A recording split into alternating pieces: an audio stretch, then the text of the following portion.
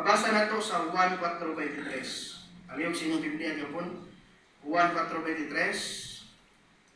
Unang na, inilingon.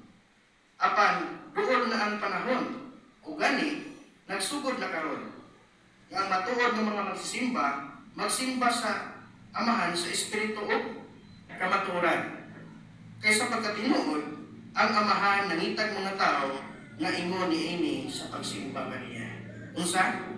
Simbaha ang Amahan sa kamatuoran. Pero si Jesus miingon nga naay grupo sa mga tao nga mosimba sa Amahan sa kamatuoran. Kasi ibot pasabot niini. Ini nagpasabot nga ang matuod ng mga magsimba sa Dios sa paagi nga iyang giuyunan. Ang ilang mga pagsimba gibase gyud sa kun unsay tinuod, no? O kamatuoran.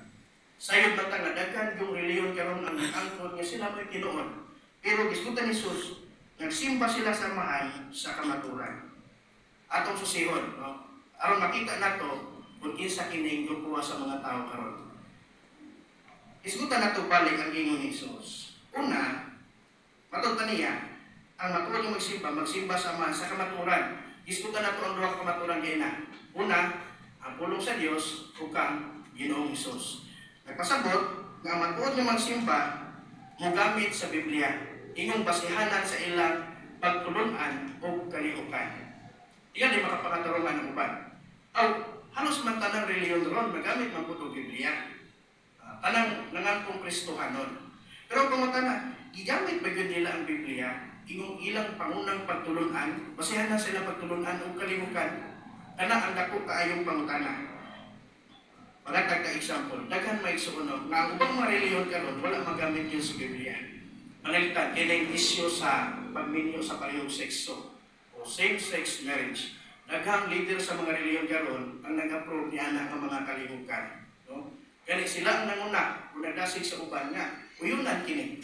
Pero, kana bagyod ang giingon sa Biblia, di ba ang gisgutan sa Biblia, gidumtan ni Huba ang homoseksualidad? Tinaw kaayo, nagya sa Biblia, dili gusto ang Diyos niya na. Busa usay nahitabo karon, wala nila gisunod ang Biblia. Ibis nga ang Biblia, magtabang nila ang usay ilang himuon, ipasunod na nila ang Biblia sa kung usay ilang gusto. Muna yung nahitabo karon. Mahimutang nga dili gyud tinuod nga isunod nila ang Biblia. Kay tinaw kayo, dili sa Dios ang homoseksualidad, pero giuyunan nila ang same-sex marriage. Tinaw kayo, wala nila sunda ang nasa Biblia. Lain pa, isgutan ni Ginoong Hesus nga siya ang kamatuoran. No?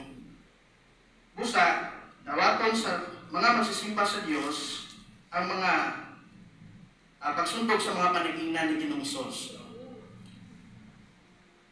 Panganitan, si Ginoong Hesus nagpakita og gugma. Usa bay gihimo sa ubang mga reliyon karon, no? Isundog gyud nila si Hesus ni ana paagi nga magpakita og gugma sa uban. Usa bay nahitabo karon sa mga reliyon. Sila pa nun ang manguna sa paggubatan, no? Dunay mga gira, suportado kay nila ang mga sundalo. Muampo sila sa dili pa sila gyud nasa line up pa. Mga frontliner, no? Ampo sila na ang Diyos mag-auban kaninyo pa na sa pagubatan, magdaog ninyo. Okay, mo to speakers pa dito, ampo gyapon. So nanguna sila sa pagubatan. Pero ang mga tinunan ni Jesus, sumala sa Juan 13:35, mailan mo na kung kamo akong tinunan, huwag ka mo lumay gugma sa salusan. So matuod yung magsimba, dili mo apel sa gira. Mag-isip tayo politika. Sama kang Jesus, no? Gusto si Jesus ngayon mong hari. Kaya maayo kayo siya na tao. Nakaprovide siya og daghang pagkaon sa ilibo. Pero, kung sabay kayo mo ni Jesus, gusto siya ni mong Pangulo.